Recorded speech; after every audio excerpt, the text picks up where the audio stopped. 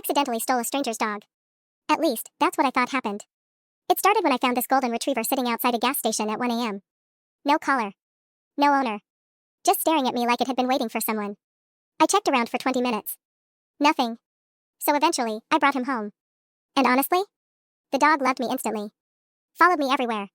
Slept beside my bed. Wouldn't leave my side.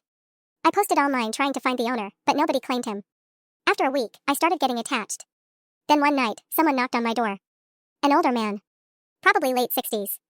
The second the dog saw him, he sprinted across the house whining and crying. The man dropped to his knees hugging him. And I immediately felt awful. I kept apologizing, explaining I was trying to find the owner. But the guy just smiled and said, "No, thank you." That confused me instantly. Then he explained the dog's name was Walter.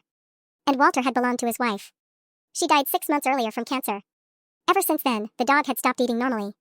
Stopped sleeping. Barely moved. The man said Walter escaped the yard the week before. And when he found him tonight, it was the happiest he'd seen the dog since his wife passed away.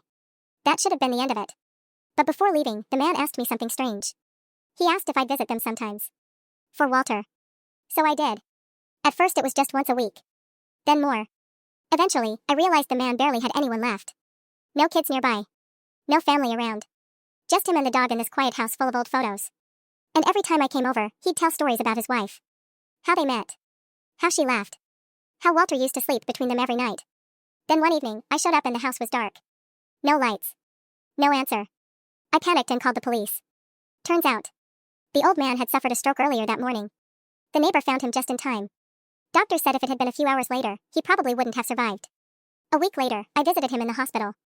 And I'll never forget what he said when he saw me. Because he grabbed my hand and whispered, "I think my wife sent Walter to you so neither of us would die alone." And honestly, I still don't know if he was joking.